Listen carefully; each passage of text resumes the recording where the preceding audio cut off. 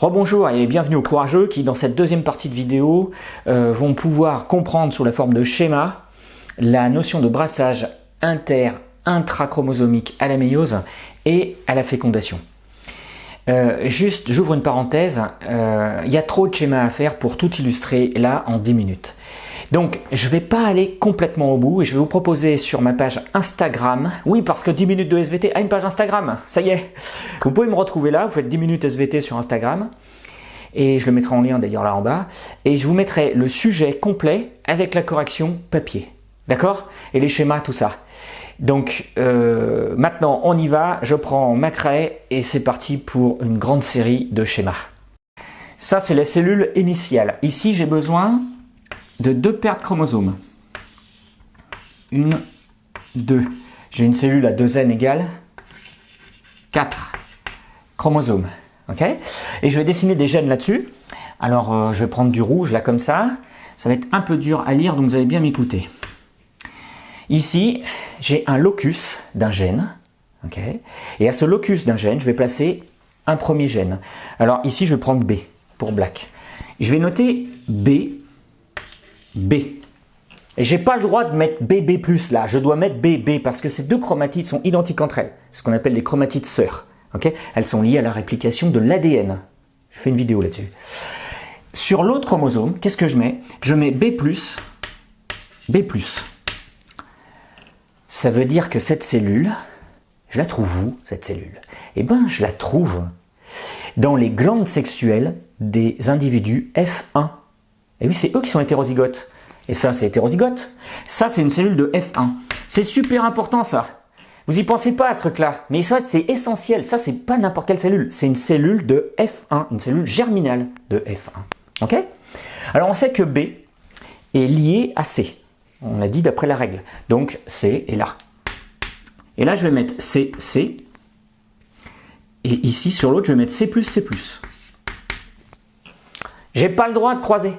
J'ai pas le droit de mettre C+, parce que ce chromosome C, il provient du parent 2. Hein? Donc je fais comme ça. Et là, il n'y a pas de problème. D'accord? Et puis l'autre chromosome, là, lui, il possède l'autre gène qui est indépendant. Ce gène indépendant, c'est R. Donc là, je vais faire pareil, je mets R et R+. OK? Alors attention, je dois illustrer le brassage intrachromosomique en même temps du brassage inter. Donc il faut que je fasse un crossing over. Alors le crossing over, je le fais apparaître en vert. Et je vais le mettre ici, là, entre le gène B et le gène C. Et j'ai pas le droit de le mettre ailleurs, hein, ok? Ne faites pas un crossing over qui part avec une autre paire de chromosomes, hein, ça c'est interdit. Donc le crossing over, je vais mettre là. Là. Ici, comme ça. J'ai le droit de faire ça. Je prends 2 chromatides homologues, là, et je croise avec un crossing over. Bien sûr, je légende, hein, j'écris en vert CO pour crossing over. Okay. Et donc là, du coup, je vais pouvoir échanger des chromatides homologues. Ça va me donner la chose suivante. Alors attention, hein, faut bien suivre, là. À la fin de la méiose 1, j'ai déjà tout ce qu'il me faut. Regardez. Donc je dessine une paire de chromosomes grands, une paire de chromosomes petits. Ah, comme ça. Pour le chromosome petit, j'ai pas de souci. C'est R, et là, R. Ah, mais tiens, en fait, je vais mettre lequel? R ou R+. Là, ici, je vais mettre R+, là. Mais j'aurais pu le mettre là. Donc, déjà, je prévois où il y avait une deuxième possibilité, ok? Mais d'abord, je m'intéresse à l'histoire du crossing over. Le crossing over qui est là, ça va donner la chose suivante. Ici, j'ai une chromatide, suivez avec mon doigt là, B, C. Donc, je la remets. B, C. Ok? Là, ici, j'ai B, mais attention, crossing over, je pars de l'autre côté, je vais mettre un C+, puisque je suis passé de l'autre côté. Ça va donc me faire un B, et là, j'ai un C+. Ah, voilà, ça, c'est nouveau. Ça. Là, j'ai une nouveauté, là. D'accord? Ce phénomène est rare. Il n'y a pas eu tout le temps. C'est pour ça que les pourcentages sont faibles ici. Hein? D'accord, ça? Ok.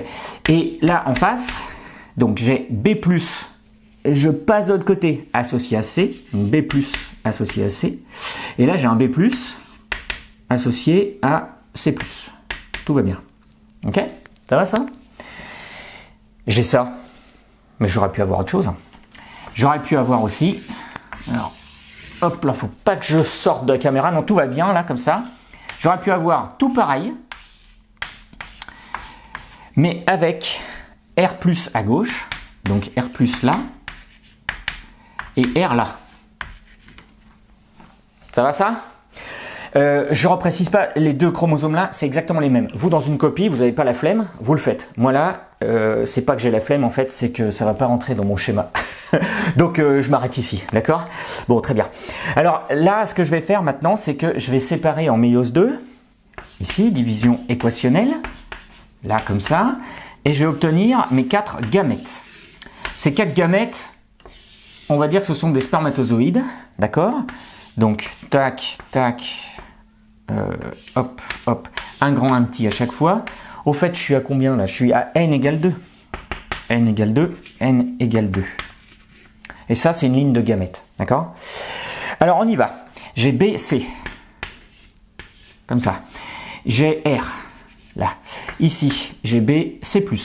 Ah, ça, c'est nouveau. C'est un recombiné, ça. B, C+. Ça n'existait pas avant. Associé à R. Là, j'ai R+, B+, C. Et là, B+, C+, B+, C+, associé à R+. Voilà.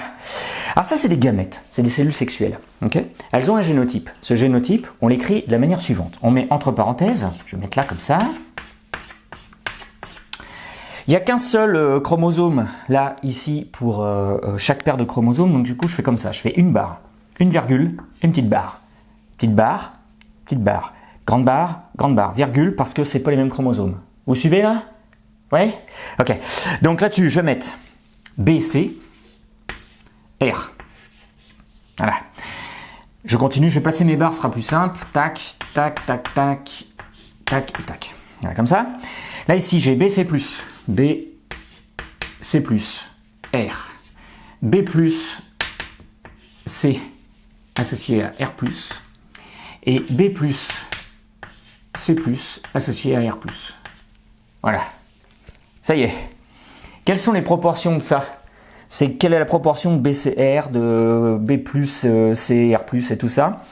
Mais en fait, il faut regarder, c'est les proportions qui sont là en réalité. Pour en mettre ces chiffres là, B+, C+, c'est celui-là, là, B+, C+, c'est celui-là, il y en a 107 sur l'ensemble, là il y en a 108 sur l'ensemble, etc. Ok? Ça y est, j'ai des gamètes avec leur génotype. Mais au fait, est-ce que je peux le voir ça, avec mes yeux? Ben non. Le phénotype d'un spermatozoïde, c'est une petite boule avec un flagelle, c'est tout. Pour voir le phénotype vraiment avec les yeux, il faut aller au bout. Là, on a parlé méiose seulement. Maintenant, il faut aller à la fécondation. Comment on fait ça? Ben, il faut aller au bout du croisement. Comment on illustre une fécondation quand on s'intéresse comme ça à des notions de croisement?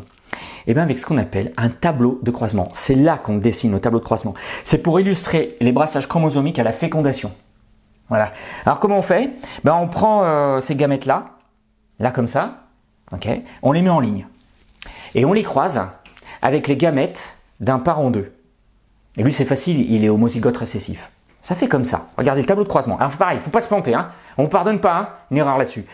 Ici vous avez une première ligne, c'est les gamètes. Alors, je vais l'écrire là, j'ai pas beaucoup de place. Gamma, c'est gamètes. Gamètes de F1. Et on le croise avec les gamètes de P2. Gamètes de P2, je le mets direct. BC, R. Tac, tac.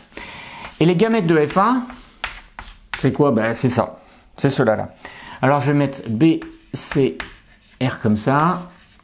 Et puis, je vais compléter pareil. BC plus R. B plus C, R plus, et B plus C plus, et R plus. Voilà. Ça, c'est des gamètes. Donc, il n'y a qu'une seule lettre par génotype. Okay, et là, je vais mettre les génotypes que ça donne. Donc, je croise. Je vais en faire qu'un seul parce que c'est pas la peine d'aller plus loin. Vous mettez B, C, R, double barre.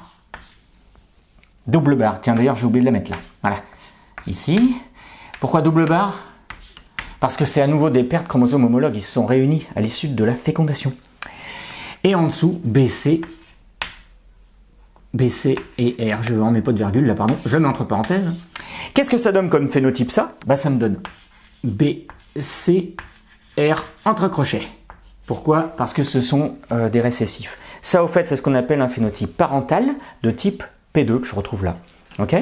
Je refais mon assemblage. Là, ici, je vais trouver B+, C+, R+. Ok? À nouveau phénotype parental. Là, je vais avoir B+, C, R+, phénotype parental. Et là, B, C+, R. Ces deux-là, ce sont des phénotypes recombinés. Je ne sais pas ce que j'ai dit, je me suis peut-être trompé là. Enfin bon, ça, c'est des recombinés. Et ça, c'est les phénotypes parentaux. Ok? Bon, là, on y est presque. Et normalement, vous devriez me dire, attendez, il n'y a pas d'autres combinaisons là? Et avec ça là? Ouais, carrément. Il y a en fait encore d'autres combinaisons. On devrait trouver au moins 8 résultats différents si on réassemble avec cet autre type de combinaison là. Et vous savez quoi? Je ne vais même pas le faire. Je vais même pas le faire, j'en ai pas besoin. Vous, dans une copie, évidemment qu'il faut le faire, mais vous avez 2 heures. Moi, j'ai 10 minutes. Donc, du coup, je m'arrête là. Je vous ai juste expliqué le principe. Hein. En gros, P1, P2, ça donne F1. On en déduit les allèles dominants récessifs. F1 fois P2, ça nous donne, via les règles, les gènes sont liés ou indépendants. Définition, brassage intrachromosomique. Ensuite, schéma de méiose. Donc, méiose, ça c'est méiose. Méiose. Si on vous demande à la fécondation, tableau de croisement. Et voilà, c'est tout simple. Et vous avez terminé. Ok? Bon, eh bien, écoutez, voilà, c'était une vidéo un peu technique là, qui concerne vraiment le programme de terminale spécialité et qui permet de résoudre quasiment tous les problèmes parce qu'en général, on vous en donnera que 2 des gènes et pas 3 parce que là, c'est quand même compliqué. Hein? Je vous remercie de m'avoir suivi. Je vous dis à très bientôt sur 10 minutes.